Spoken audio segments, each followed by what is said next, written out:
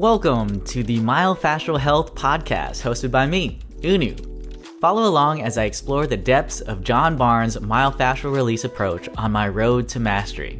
Along the way, I'll be sharing the lessons I learn as I open my Myofascial Release practice in Austin, Texas, so that you don't have to make the same mistakes I do.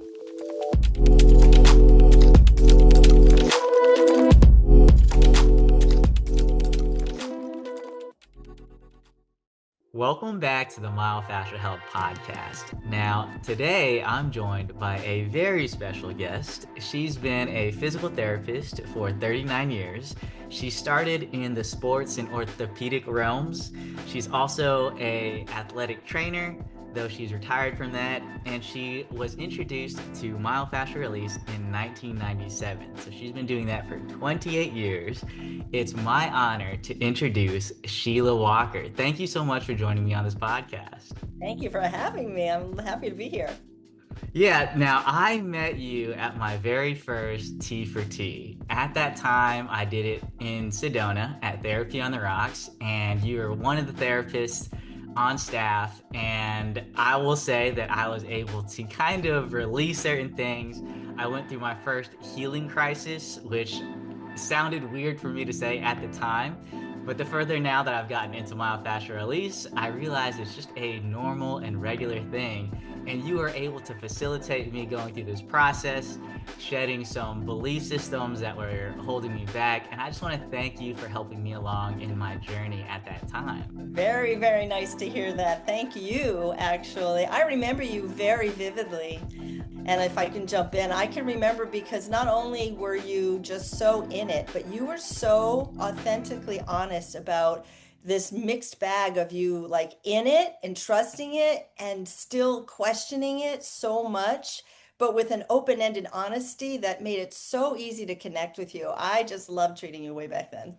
I appreciate that. I feel like the energetic exchange was mutual. And then in addition to that, we actually did MFR3 together. And that was a cool experience for anyone who is interested in that. I remember we also took a vow of silence, and you were able to kind of guide us through a little hike. I think we went to the top of, the name is, I know it was a short little hike. Go ahead. Sugarloaf. Sugarloaf. It was at the Yeah. top of Sugarloaf. And again, it's just always a pleasure to see you. And I love that I have this opportunity to kind of hear more about your story. So to get started with that, can you explain to the audience how you got introduced to Myofascial Release? Sure. At the time, as you stated, I was in a practice of orthopedic and sports, and my kids were very young, and I had just, with my then husband, moved back to Vermont, and I was starting a private practice in a place where there were no private practices. I had one option for employment back then was to become a generalist at the local community hospital and have to do everything from inpatient, outpatient, and nursing homes, which I was not prepared to do because I had moved from another city where I was doing really sports medicine and all of that. So I was looking for that. So I decided back then, where there were zero private practices, to start a private practice. And right around that same time, back then in the 80s, there was this black and white PT bulletin that used to come all the time with advertisements. And I opened it up and I saw a little square of John Barnes' face and an advertisement for MFR.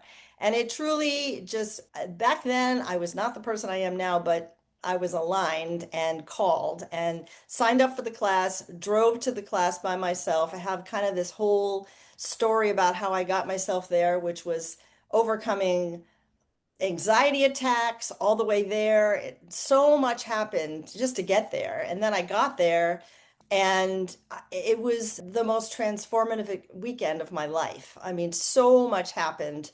If I can keep going, back at the time, I had like I said, three little kids. They were all under the age of probably 6 by that point. And when my first was born, at his birth, I had a breast lump. Actually the other side from where I have some issues now. And it turned into I needed to have a lumpectomy. It was totally benign and fine, but I had a scar there. And that was back in 1991. And then I had another child and another child. And in that time, this is pre-MFR, I was getting this like burning, tightening down on my whole right chest, into my neck, my throat, my whole side of my, where I was breathing, my arm, and into my hand. And I remember I had like just kept living life. Like I had three kids. That was pre-MFR. I just, you push through, and all my other traumas, everything was just buried in the subconscious. And at any rate, I get to this class and I'm in the throes of sitting right in the thick of things where everybody is there. And I didn't know at the time that is intentional to stir up the energy. And I couldn't breathe. I could hardly move. I was one of those annoying ones where the instructors kept like putting me back in my seat because I kept popping up and trying to stand on the side because I just couldn't be in that stirring pot.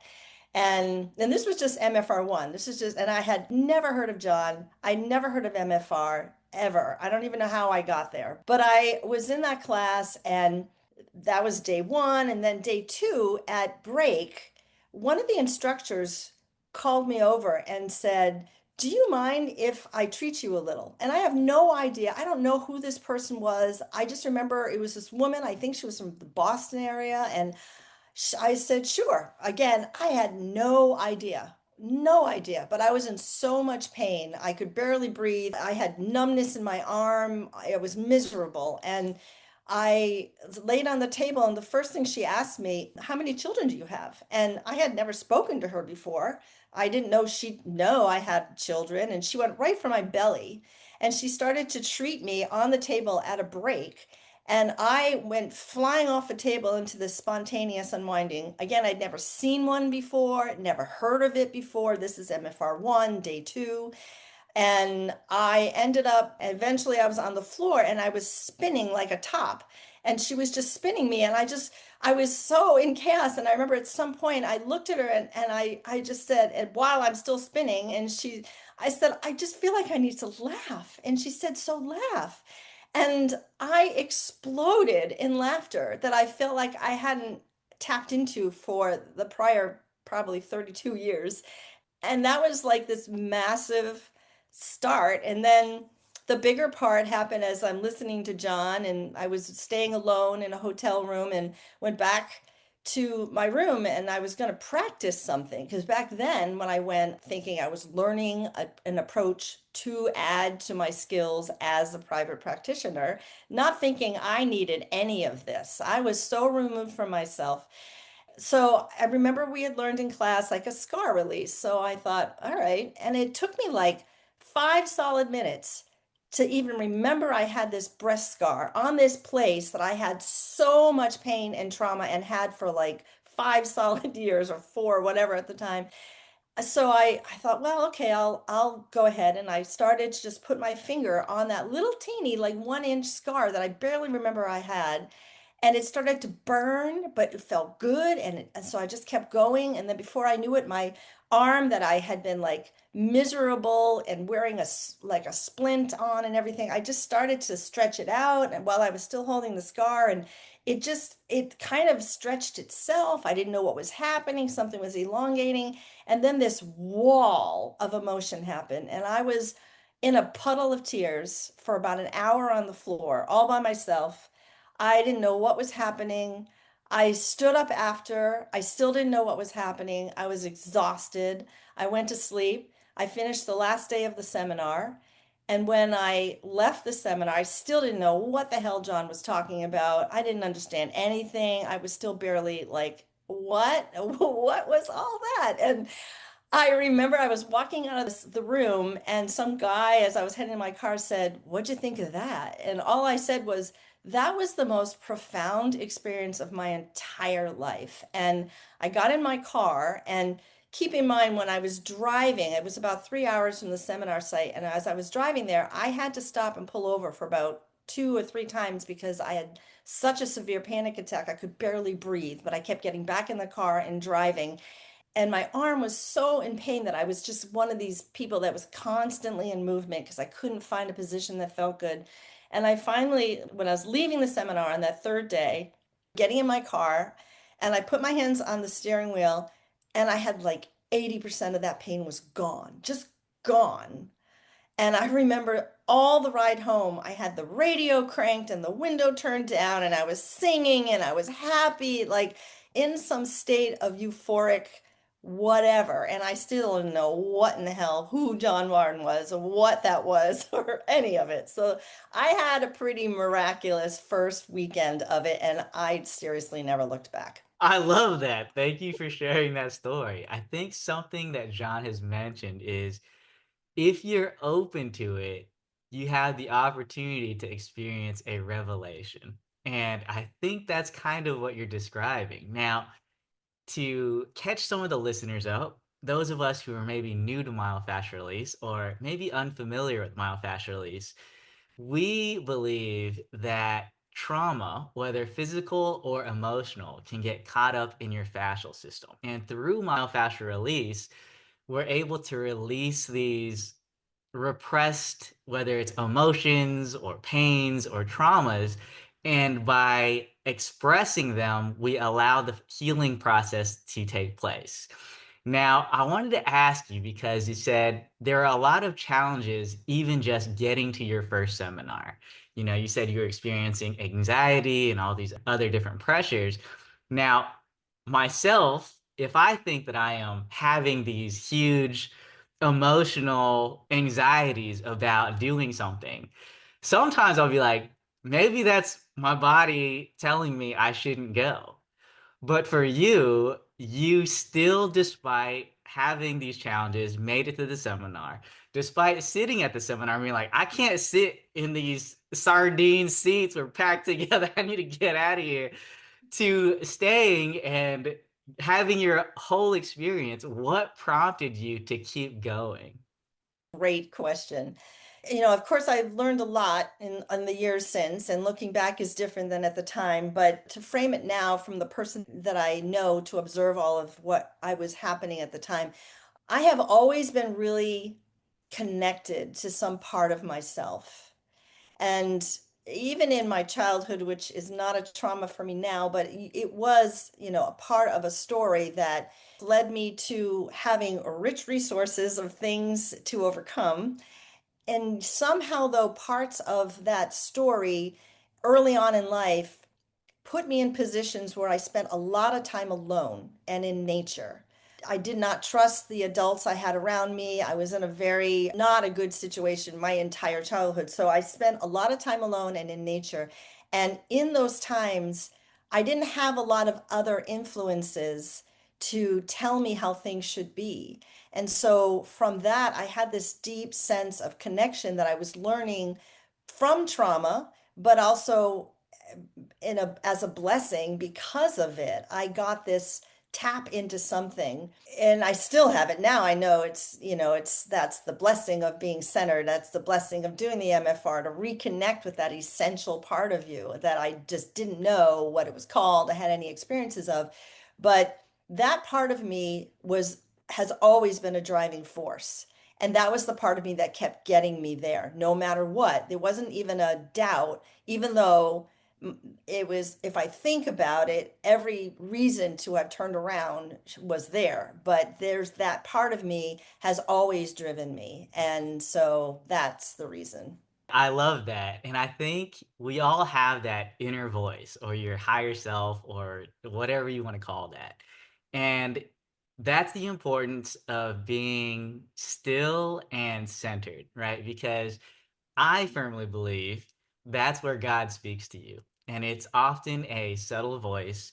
And it's hard sometimes for me to trust that voice because I have these other voices of myself that say things much louder. But with practice, I've recognized that I can trust that voice. And just like building muscle, the more you trust it, the more you practice using it and listening to it, then that stronger sense of stillness, that calmness that you're able to move with comes into being.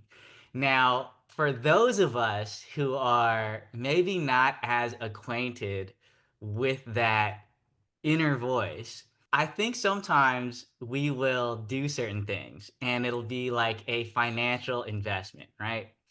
And instead of doing the thing that's a little bit subtler, calmer, because we are impulsive or there's fear or there's scarcity, which obviously is not channel 3, but to someone who operates from that space, I guess how would you encourage them to be in more channel 3 if they are unaware that channel 3 exists? Well, that is the journey, right? That is, you nailed it. That is the journey for most all of us. I have learned to give a lot of grace to everyone wherever they're at and appreciate a more fluid language that I might have used in younger years to really just guide them into accepting wherever they're at. I hear what you're saying. I'm having a hard time finding the words to describe because the journey is to trust that there's really no wrong way. There really is no wrong decision. It's learning and observing the patterns of our decisions so that we have more insights because we become a little bit more of an observer of this other part of us that is programmed maybe to be in this other process that is more cultural than natural. And so there's an exchange that happens when you spend time with someone, a friend, if you're at this, comfort level of conversation or in a therapeutic situation where you guide them maybe a little bit with education to understand the vastness and the profound empowerment that we all individually have when we tap into that deeper aspect of ourselves and begin to feel the difference between when we're running on a program and we're fragmented or when we are really in a whole state of centeredness where we have so much more flow and options that we get a chance to breathe a little, not react, but respond in the moment of slowing down and just looking and witnessing the direction of life that we're taking and maybe redirect ourselves with a deeper appreciation for this information that you only get to when you quiet down and come within. You got it. I think that you said that so beautifully, and I'll just reiterate it in maybe some different words. Because you had mentioned something called fragmentation, and that's something that John mentions where he believes that as a society, we break things down into smaller components, and we believe that if we understand the smallest components, then we'll then by understand the bigger components. But that's not necessarily true. And that's because I think we get taught to behave in a certain way based on societal pressures, cultural pressures. And we then join what John refers to as consensus consciousness, where you're just part of this trance in a sense. But if you are able to awaken and reconnect with this natural person that you've always been, then you have this awareness. And another thing that John will say is without awareness, there's no choice. And a lot of times, and I found this for myself earlier on in life, where I was like, man, I'm just doing these things. I kind of feel like a zombie until I encountered something like Myofascial Release. And it took for me someone like John, who I see as an artist, to be like, man, look at this. I can have time to smell the roses and not just walk by them because I convinced myself that life is busy and I have to get these things done. Whereas, like you said, there's many paths to wholeness, and the inner journey is the most important journey. It's the only journey. And it seems like you've been able to engage with this as many of us have. And it's interesting to hear you speak in that you have the awareness of who you were at that period of time and how you process things very differently.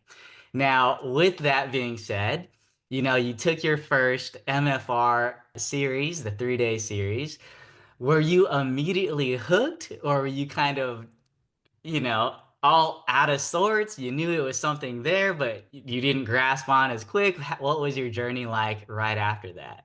Hooked immediately. I immediately signed up for 6 months later. I did MFR1. I was living in Vermont and MFR1 was in Vermont. And because it was easy for me to get there. Back then, I didn't think I had any worthiness at all, like spending money on a seminar and to go by myself, like none of that. So even for me to drive, and go by myself, that was a big leap at the time for me. But I immediately, 6 months later, we took the whole family. We drove and made it a family trip. We went to Florida and I took pelvis with Joan Miller. And that was profound and meaningful as well. And then interestingly, and again, I didn't know this at the time, I didn't know about vacation series or any of that. I was just tiptoeing in the way that I could back at a time when money didn't seem available and I didn't feel worthy of taking any and all of that. So I pretty much every 6 months I would take seminars and I skipped unwinding, which was interesting. Even though I had that first experience and spontaneously in MFR1, I went from MFR1 to fascial pelvis, and then I went to MFR2, and then I think I went back to MFR1, and I somehow managed to like avoid unwinding. And I was one of those, I was all in, but I was still very linear. I had a lot of questions. I'm sure I was an Aunt Sally questioner, asking the linear questions to John. He probably was frustrated because I kept asking silly questions because it was the only way at the time I was trying to make sense of concepts that are indescribable. And yet I was living a different reality inside of myself, that I was having all these esoteric experiences, but somehow my worlds didn't come into a less fragmented state yet for me to bring that into coherence enough to make sense of.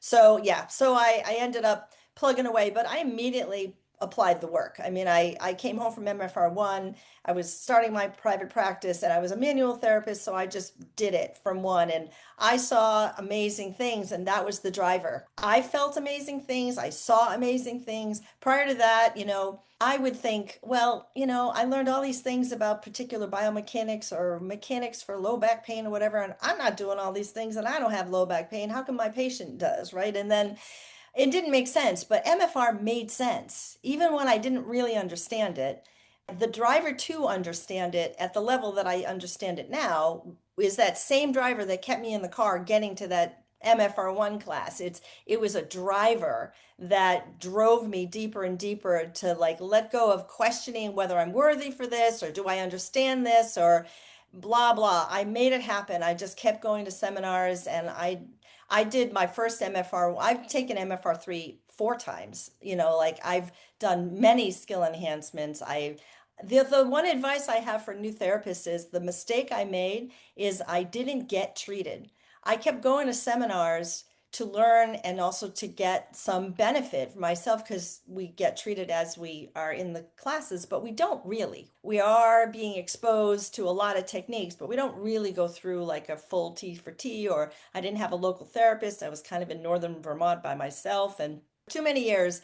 I think that was a bumper in the road, like I should have gotten treated so that I could clear some of those things out sooner. I want to backtrack a little and talk about, though, something really quick because you were Yeah. describing fragmentation. And I think that's a really important thing to talk about because, what John starts to teach us, and for me back then, it was all new information. And I think for a lot of linear therapists, it is information, is about the reductionist model, is what Yeah. you're talking about, right? So, like, we are reduced to parts, but that is complete BS. Like, we are not parts. We are part of this wholeness. And so, part of the beauty of learning MFR, particularly, back then, I think there's a whole bunch of more people now that have ridden the wave of the paradigm that exists now for the masses that 20, 30, 40 years ago when John, 50 years ago, when he was really putting it out there, was a brand new idea, but there have been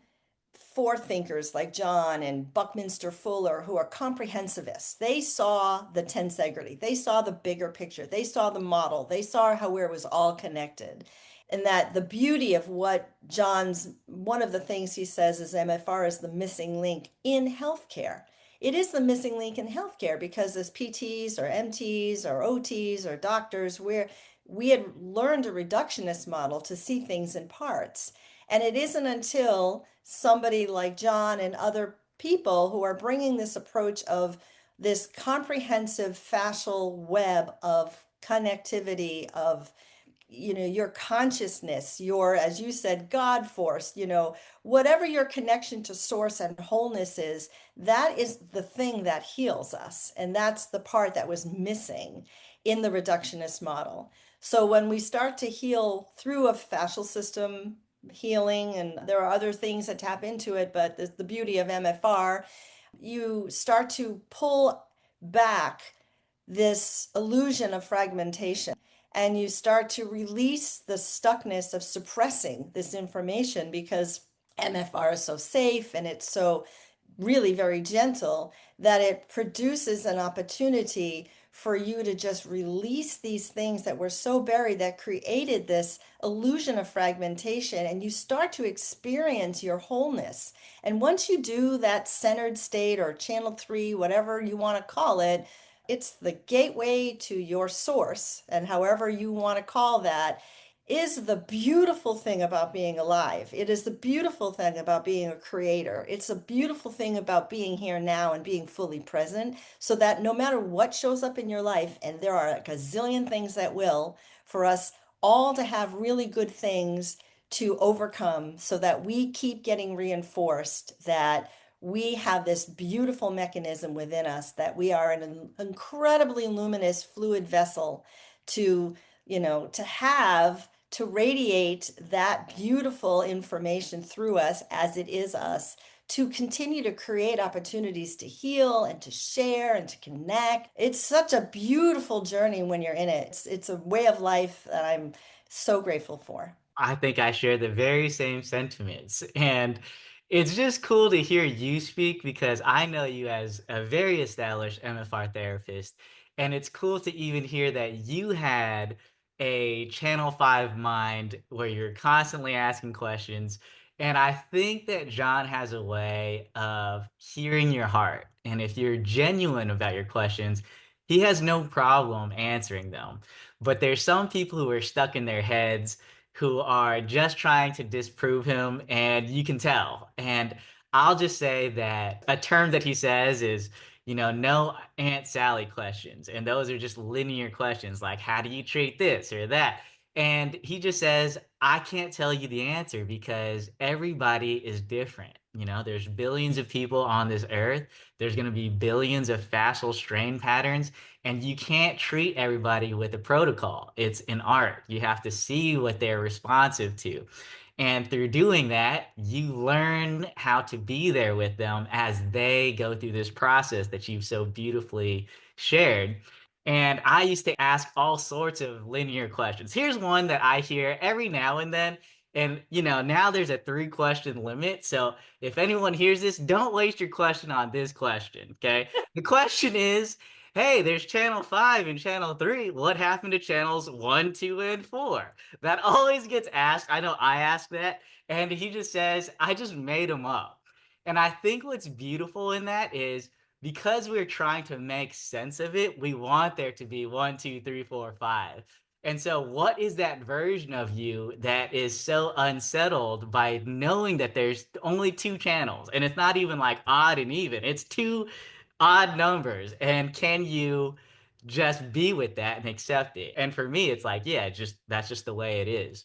And I find that there's so many times where I will want that answer and it's that certainty that I'm yearning for. But channel 3 allows you to move through uncertainty with some sense of confidence. And I think that's where the artistry really lies, is engaging with yourself in that. I think something that I heard is if you don't make the subconscious conscious, then you'll just repeat the mistakes that you keep making and calling it fate. And that's where, hey, you do this inner journey and you learn, like, hey, where do my feelings of unworthiness really stem from? Was that something I was told as a kid? And then I adopted that as a belief system. And then now can I challenge that? And I can say, I am worthy. I am taking these classes. And what I love about what you shared is you didn't let yourself get in your own way. Like you had all these obstacles, challenges, and you took this big leap that you said for yourself, going by yourself. And I resonate with that story because for me, I quit my job to take my first seminar. And I remember I heard about it on a podcast and I was like, am I really about to quit my job to take this seminar that I heard on a podcast? And I did that. And I remember my first experience with MFR1 was so jarring because I was like, I thought that I was about to learn some stuff. I did, but it was so against what I was already doing that it was like, I can't believe I just quit my job for this. But when you're already in, you only have to worry about the best way to move forward. There's no looking back, you know? And I think just like what you shared is like, it seems like you are tippy-toeing between these two worlds.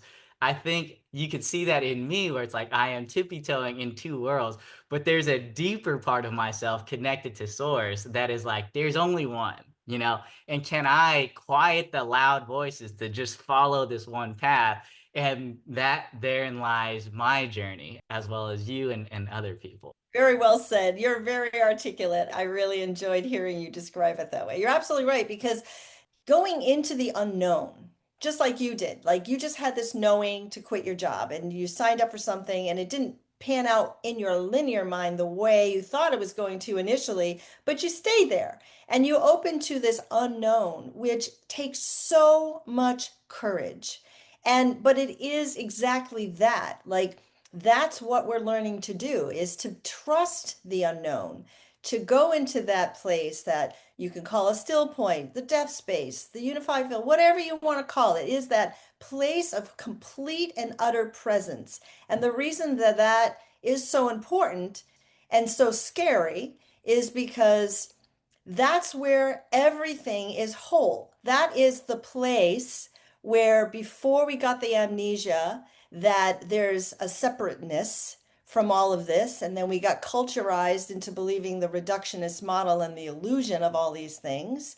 That's the place with work like MFR where we get to experience something that is so difficult to describe. The reason why you can't answer it or even ask it linearly, you have to experience it because it goes way beyond words. It brings you to this place where you experience wholeness and this purity that is really this entire field of everything held in potential. And it's that is what's flowing through the fascial system in the microtubules. It is the information that gets condensed into different levels of frequencies, many channels. There's not just channel 3, channel 5, but those are the arbitrary, what we call being in linear conscious mind or being, in our presence. But it's this beautiful unknown that when we learn with MFR in a safe place over time to just be in it and savor it, that's when those voices get clearer, the source voices, not those linear voices that are going, oh, should I do this? Should I be here? This, complain, blah, blah. It's this place where you get this pure from your heart conversation or many that it's tapping you into something of a remembrance. And once you're in that, you remember your wholeness. Hmm. And the beauty of that wholeness and the lack of separation makes you want to keep getting there no matter what happens in life that may throw us out, right? We want to be in that because that's where we feel the most whole, the most pure, the most courageous, the most all of it, and I think the most purposeful to be here, to be fully present in that, so that when you show up in conversation or in therapeutic or at the grocery store or wherever you are in the world, whatever roles you have in all your relationships, you bring that state of presence. So there's a change in how you are with other people and with yourself. You're kinder, you listen better, you flow more, you're more compassionate, less judgment. All of that starts to demonstrate because it's really who we are before we got this reductionist model that taught us all this BS. 100%. 100%. Now, there's a couple of things that you had mentioned that I don't think everyone is familiar with, and I would love if you could elaborate on it more. So, you had mentioned still points, a death space, and the unified field. Can you kind of explain in your own words what those things are? Sure. So with MFR, right, we hear when we are allowing the body to unravel its own trauma in state dependent, position dependent memory. So the body moves itself in positions it needs to get into and we as therapists just support that because it's really their own essence guiding where they need to be positionally to come into resonance with frequencies of information that have been fragmented so we can come into wholeness and the body can release it. So in that process, there are times when we may want to swing through or avoid. And that's the life patterns. Like we drink too much, we talk too much, we eat too much, we watch TV too much, we look at our phones too much to distract us because we don't want to go into that place where we're storing something that both is particularly maybe overwhelming, which is why we don't want to be there. But I believe at its core, it's because it is the portal, it is the wormhole to tap into source, where you start to feel so much love, so much wholeness that it brings up every bit of doubt that you're worthy or that you possibly could be that bright or you could be that luminous or that powerful in that state of presence. So there's, at first I learned it through John, through like not avoiding those things. When you'd see patterns of that or you feel them in yourself, you'd slow down a little bit more, be a little more patient, not avoid it, not project into it, not talk therapy through it, just be there with it. And that, tends to release that energy so that you have more flow and more information. And ultimately, what I believe, and John teaches this, he's got a lot to teach in seminars because he's teaching an approach of how to use this on the body and off the body. At the same time, he's really using universal language for those who are ready to hear it about all the frequencies of consciousness that's coming in through the microtubules. And that's the channel 3 moment. And then we all have different versions of stories of that. When I was first learning from John, as I said, I had such a trust, but I had such a linear mind. And I was having all these massive awakenings and esoteric experiences. And so I was flowing in all this stuff that I couldn't really explain or share with a lot of people.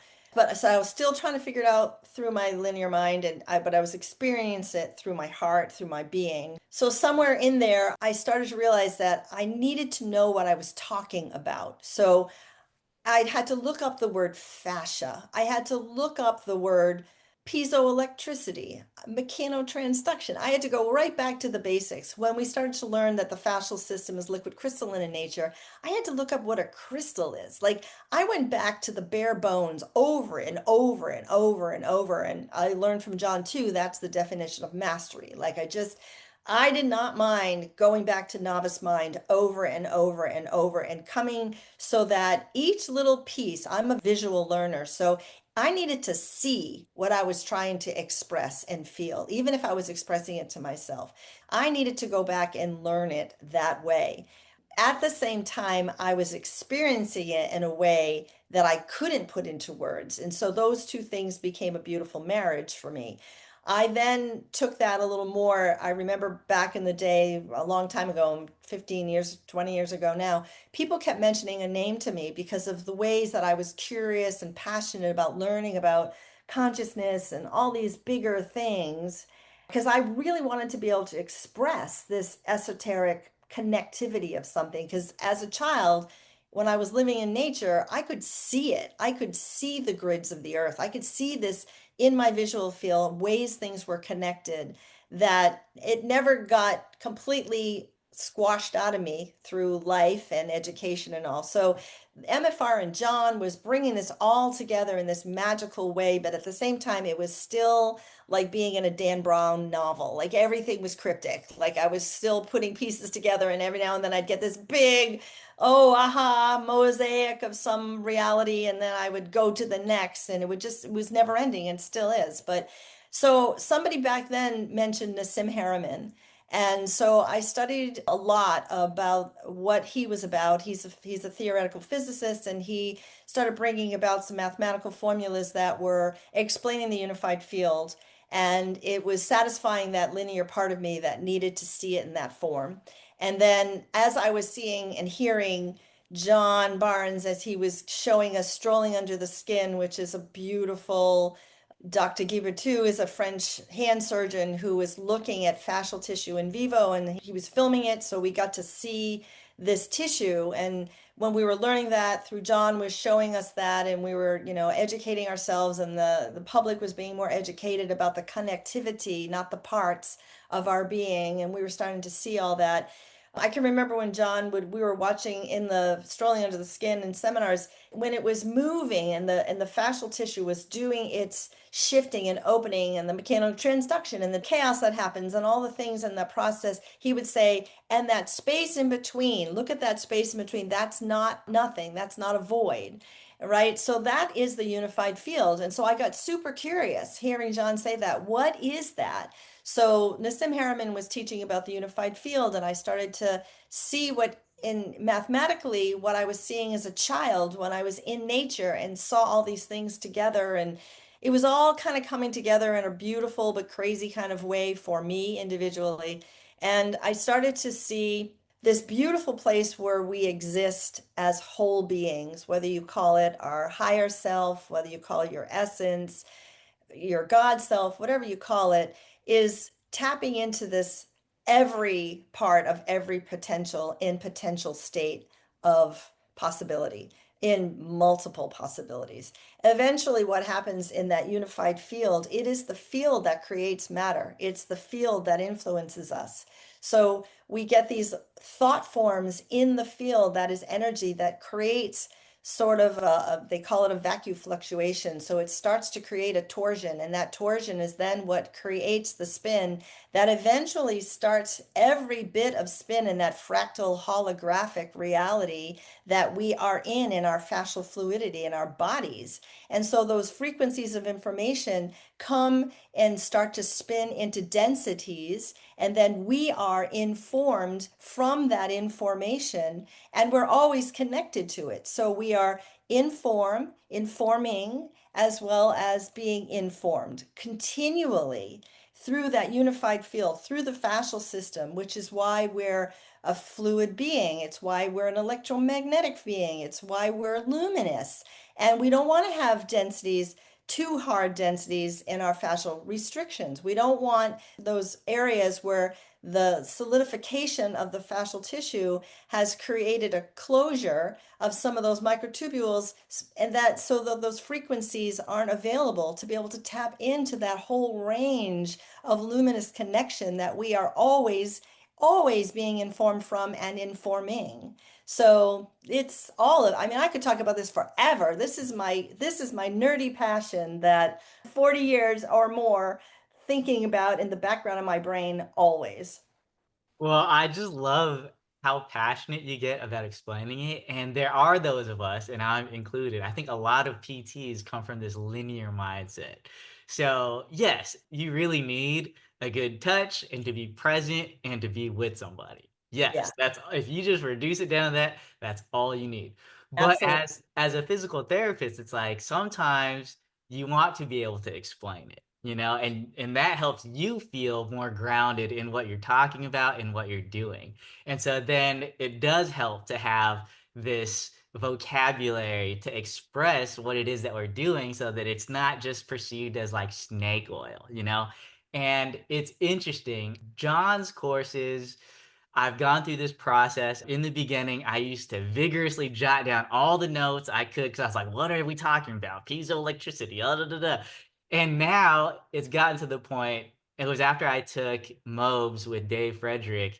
He said, take notes if you want, but if you find that you never look at your notes, what's the point of taking your notes? And I was like, I never look at my notes. I just do it because I am scared I'm going to forget something, but then I never go back. And then when you're actually present, you hear things that mean things more deeply with you. And I think the way that you so beautifully said that is it's the information that is being, I guess, downloaded to you, and you are resonating with that, and then you are expressing the information back. It's kind of like a two-way channel. And so now it's like I didn't even have to write this down, but I took one of the seminars and it was like, oh, piezoelectricity to mechanotransduction to phase transition to resonance. And I was like, oh man, I didn't even have to memorize that. That just came out of me. And so I love the way that you said that. Now, does that tie into what you would describe as the structure of space and time? Oh, definitely. Yeah, I mean, that's hard to condense, but for me, I think it's important. I had to learn this that with MFR, in that container, we're helping people release trauma. But a lot of times, even when people are given an insight to their own belief systems that may be holding them back, we as humans, I think, tend to stay lateral a little bit with that. We just we get satisfied. Like that's our glass ceiling of healing sometimes is just a little bit of that. When you start to look at the unified field and the structure of space-time and all of that, you start to question that, like space and time, Hmm. and coming into as we call it in MFR channel 3, or that stream of consciousness into beyond limits. For me, it was important, and it may not be for anybody else, but for me, it was important that I started to understand space and time. I understood that to really heal, we needed to get into the hypnagogic state, which was that flow state that is not in space and time. Like you're in this other realm of consciousness that you're flowing in frequencies and vibrations that break you out of the patterns that are in lower densities that are really holding you back to the reductionist model and the illusion of fragmentation and separation. So for me, I needed to understand that for myself and see it, to know that I wasn't just staying lateral. Like I also wanted to be able to understand that time and space was a component of levels of a conscious state, but you can get beyond that where you can just be in the presence of the unknown. That would be waiting at the barrier for an MFR therapist. As simple as that. You don't have to know any of this crap that I'm talking about. You just have to wait at the barrier with the right amount of pressure long enough and trust the unknown and hold whomever is expressing something in a safe state, and they'll get there. But you move beyond these patterns. In cybernetics, when they have those plates that you can see now online all the time, and they have these like magnetic plates that they have them on frequencies, and they pour like certain magnetic filaments on, and then they change the frequency and it changes the pattern. Yeah. Seeing those, that's what's happening. So we want to be able to resonate in a full range of our being. And MFR, as a luminous fascial fractal holographic being, that's what we're designed to do. We are a conduit of all of that. But if we stay limited in reductionist model and talk therapy and talk and blah blah blah and all these things, we're keeping these patterns. We may satisfy our healing journey by going, and that's great, but we can get higher if we trust to just move deeper into the absolute unknown. You don't need to know, you don't need to judge, you don't need to fix, you don't need to do. You just have to be in that state of unknown and trust that those frequency patterns begin to change because you are at a thought level in the unified field beyond space and time. And you then just having that thought of consciousness in that conscious state is rippling that unified field of potential and lowering new patterns into your being, and you are changed. So when you get off a table in MFR or in a seminar room and you know something's different, you don't really know what it is. You just know like your hair color's the same, your car is the same, but something inside of you is different. It's that. You've moved beyond those patterns. You've created space in your fascial system to resonate with that. And you can get even better when you're not like me talking about it. Like this is my nerdy self talking, but most of the time in treatment, I'm quiet as a mouse. And for myself, when I'm in my own inner journey, it's because I'm just allowing myself to receive higher frequencies of patterns that are already decided from my source, my connection to be in source and trust it. That's what faith is. I don't know what it is, so I trust it. That's faith. And I allow those things to shift and change. And no matter what's happening, that is the healing that I seek for myself and everyone, even if I'm not telling anybody. That's the glass ceiling that just keeps getting shattered for me, is to just have that potential always for everyone. I love that. And I agree. I just love hearing how passionate you are about these topics. But of course, when we're actually in the treatment room as therapists, it's very quiet. You might ask some questions to get a deeper subconscious response, but it's not like this talking throughout the whole session kind of thing. And something you had mentioned was the hypnagogic state. And that, for a lot of people, we've all experienced it, but you just didn't know it. And it's this moment right before you fall asleep that your body starts to twitch.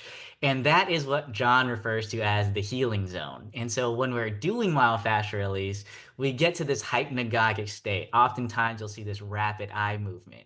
And it's not uncommon for people to see certain things, whether it's pictures or colors. And that's all part of the journey to them feeling whole again. And so, just as a reminder, if someone says something like, man, I feel like this is a past life thing, don't judge them for it. Just honor the space that they're in. It's not your life, it has nothing to do with you. So just allow them to go through that. It might be a symbol for them or something like that. Whereas, I know that I have had experiences where they're like, man, it just feels like I am, coughing up ashes. And I'm obviously in the treatment room, like there's nothing around us. But that's something that represents something to them. And so I just kind of facilitate that process. Now, going into the unknown with uncertainty can often be very scary. A lot of times, MFR therapists often find themselves pursuing MFR because they want to heal their own traumas and injuries and things like that. Can you share about anything that you're going through or have gone through where you are really having to trust and have faith in this inner voice where it can be very hard to do so? Oh, definitely. You're right. Going into that death space really is terrifying because the ego self is trying to protect us from that, right? So the beauty is when you start to recognize that part of you can be quieted. That part of it, you can talk to that part. Once you come to this level of trust, like, okay, I'm okay. There's another greater part of me that is always okay, even though I'm in this body at this time. Yeah, very definitely. And I'll share. In April, I was diagnosed with breast cancer. And so I'm in this whole nother journey that I can't say I never saw it coming because in truth, it's already, I haven't started surgery or any of that yet. That's coming very soon, but it already in this kind of started in the beginning of 25. I had a mammogram and then there was suspicious, so I had to get an ultrasound and that was March, and then I had to get a biopsy in April. So it's been pretty much all of 25. In this process, two things came up: a pattern of anxiety that I have lived with, and I have had to learn to speak about it and be open about it and not be ashamed of it and feel it in my body, feel it in my patterns, and tell people I'm overwhelmed. And I have found when I talk about it, everybody steps in. And I realized a part of my pattern was pushing everybody away. Like I had to do it myself and I had to hide those parts of me. I think we all have that. So a piece of my journey was just trust that I can say I'm overwhelmed and just talk about this, invite people in. I have had so much healing, but I was going somewhere else with that. Trusting in the unknown. Yeah, so I almost had this premonition feeling like I turned 60 at the end of December, and turning 60, it was just a number, and it wasn't a number, and it wasn't about aging. There was this weird feeling I had. Somebody told me about a Saturn's return, so I used to make a joke about it, like, oh, yeah, yeah, you get it. Every 30 years, you're kind of like stepping into a whole new self, right? And that makes sense. It's a big thing. It's a death rebirth, and the death of the shamanic self is a big deal because you have to let go of how you have latched onto an identity and all of that. So I went through that and it was great. And well, it wasn't great, but getting through it. And then after I got through it, I connected with a part of me. And then it was shortly after that. But prior to that, what I was feeling was almost this like looming thing was on the horizon, but I felt like there was something on the horizon, something dark and scary. And so I would continually check in with my attitude about life and me and where I was and why was I putting energy out there into that. And so as soon as I got the diagnosis, whoosh, that went away. it brought me right back to my center all the time. Like if I ever wanted a reason to live in the moment, it's now when you're looking at mortality right away, and I trust I'm going to be fine. I have a like an inner line to like this knowing and trust, but I don't know. No one knows, right? What's happening. But I feel like so many things in my MFR journey, in my life journey, have continually led me deeper into trusting and learning and letting go and overcoming. And a lot of it is overcoming fear, a lot of it is overcoming, oh, so many things. And I've had decades of opening my fascial system. I eat really well. I have pulled my, life. I've had, some challenges, but it feels to me like this is another opportunity, a wonderful opportunity actually, to be initiated deeper into my sense of true connection to source or to my essence or to my God self or whatever word we have. And I haven't really settled on one.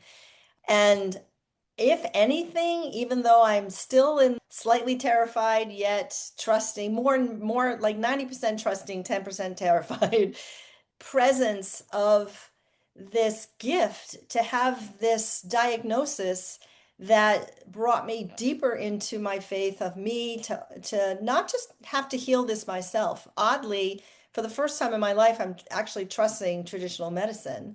Part of this helped me resolve where I even got that thought of why I don't trust traditional medicine on a deeper level, not just in the I understand reductionist model and all that. There was a deep familial thing that happened in my family that I at 2 years old and for me, and I think it was imprinted in me. So that's already gone. I'm trusting things, and I just feel like this, like many other things, is an opportunity for me to be present, to open my fascial system so that whatever I need to get, but also to go into that higher frequency of faith and trust and lower these new patterns in through a felt sense goal setting and then letting go over and over. All the things that I learned through John Barnes through MFR way back in the 90s and the 2000s and the whatever come into play over and over and over and over again. I'm much more seasoned, I'm much more autonomous, I'm much more comfortable with my being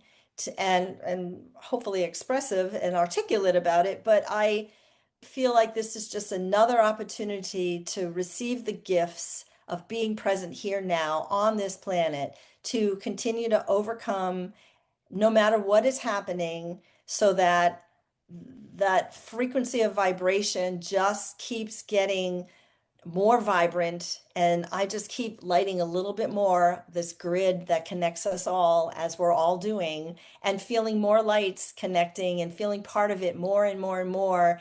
And none of that makes me sad. None of that makes me scared.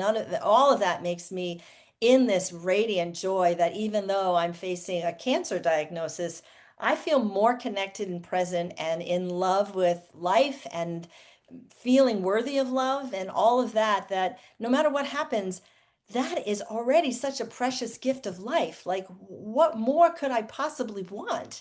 And yet, I hope to get another 30 years to keep exploring the next and the next and the next. It just gets better and better. What a perspective. Thank you for sharing that. I wish that more of us, myself included, could handle such a heavy burden like that with such grace and optimism. You know, I love your perspective because there isn't this fear, and it doesn't sound like you're wallowing in like self-pity of, why is this happening to me? But you've already appreciated and can validate the existence of life even more so. It's almost like, when you have good health, you think that this is going to be forever. And you let these things creep in until you are confronted with this idea of death, that you really start to realize what's important in life. Can I just ask you that based on what you've learned so far, what's important in life? Oh, well. Gosh. Well, the obvious, I have a beautiful family and I have a 9-month-old grandson. And I would say people, which is full circle. I came into the world and my, childhood trauma story is that people were not to be trusted. So I spent a lot of time away from people in nature and I was very reclusive and very introverted and shy for a long time. And I've come full circle to know that it is through people that we connect. And so, what really matters to me is to connect through the heart, being present with people at all times. As an MFR therapist, we have just an exquisite opportunity for that, but it has overlaid in every aspect of my being and in my life that being present in connecting with people, no matter where they are, no matter what their opinions are, it's not their personality I'm connected to, it is their light that I'm connected to. And I can see it in myself and I can see it in every single person. I remember the day that that happened in a seminar. I was helping with the seminar and the room was dim and everybody was on a table and I looked around and suddenly it wasn't these physical bodies. I was seeing these luminous bodies. Every single person in that room was a luminous light body. And then John, I can go on and on, but he tells that beautiful story about Michelangelo and the book, The Agony and the Ecstasy. And many parts of that book are phenomenal about tenacity and all of that. But also, there's this beautiful part of that story where he doesn't have an idea when Michelangelo is carving away the stone. He already sees the beauty within and he's just pulling away the extraneous. And I've learned through MFR and I've learned through my life, and right now, even into now, I would say that's the most important thing. I live a life where I truly love and trust what we are seeing as each other's light. And there are people who have extraneous things that create torsions that reflect in their behaviors and patterns and their choices, but that is not who they are. So just hold a vibration of love for everyone, no matter where they are, but to be on a journey of maybe helping a few people on the treatment table or in my life through education or through body work, begin to feel that for themselves. That is a beautiful purpose and joyous gift to be present here. I love that. Thank you so much for sharing that. The story of Michelangelo, he carves David, and that story is, there's this huge unhewn block of stone. And I think there's multiple people who looked at that and said, that's too big. You can't carve anything out of that. But then Michelangelo comes along and he says, I see David within that. And so I think it's a beautiful analogy that we all share, where it's like, if you see that love or that light in someone, then all you have to do is carve away what's stopping that from shining. And in doing so, we can all become Michelangelo and carve something as beautiful as David. And it's just another reminder for us to stay in channel 3. Let that criticism go, let the judgment go, and just be there, be present with one of us, with all of us. And so I just want to say thank you, Sheila. It was great to connect with you. Thank you so much for being vulnerable and honest with what you're going through and different chapters of your life. I know I resonated with so many parts of that. And for anyone who's going through a similar journey, just know that there is strength in vulnerability, and it's nothing that you have to hide from others. And I think that something that Sheila has expressed to all of us is when you're able to express those things instead of hiding those things, then you realize that other people are there to support you. And maybe this is something you're learning now in life that is a beautiful thing. And I think it goes to show that, yeah, what is important is being able to connect with those around us. I'm earlier on in my career, I'm trying to set up a clinic for myself. And there's many a times where I will talk myself in saying, oh man, I have to get this done. And there's a part of me that's like, yeah, there's going to be this tenacity and I have to be willing to sacrifice some things for the things that I want in the long run. But at the end of the day, I don't want that to be my identity. I don't want to, in the future have kids and not have this relationship with them because I've adopted this. Well, I have to do this thing. And I think when you come to this part of your journey that you've shared with cancer, where it's like, what is important? Because it's not about working more. It's not about making more money. You can't take that with you. It's really just being present with those around you. So thank you again for just being you. And if someone were to want to work with you, how would they find you? Well, first of all, that was a beautiful synopsis, and I love how you thread through, and you're such a good listener, and you're so expressive, and you really know the work. I'm sure that your practice will thrive. I see it for you. I'm really proud of you, actually. I am currently, although I'm next week, I'm going to take some time off to go through whatever treatments I'm going to need to have. But I'm in Portland, Oregon at Portland Myofascial Release.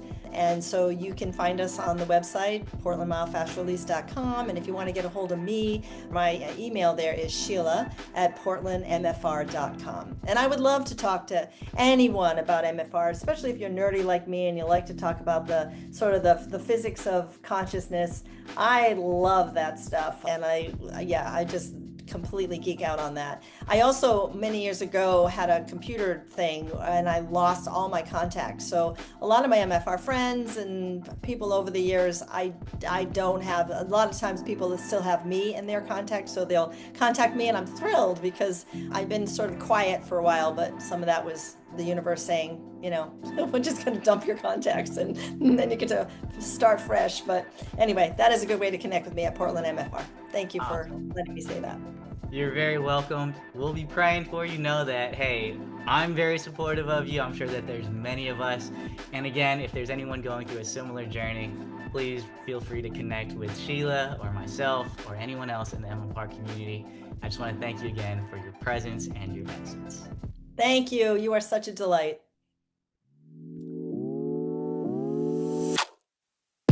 Thanks for listening to another episode of Myofascial Health. I help myofascial release therapists create beautiful websites for their MFR practices, even if they aren't tech savvy. If you're just starting your MFR practice, or you're an experienced MFR practice owner, learn more about how I can help at www.myofascial.health/website.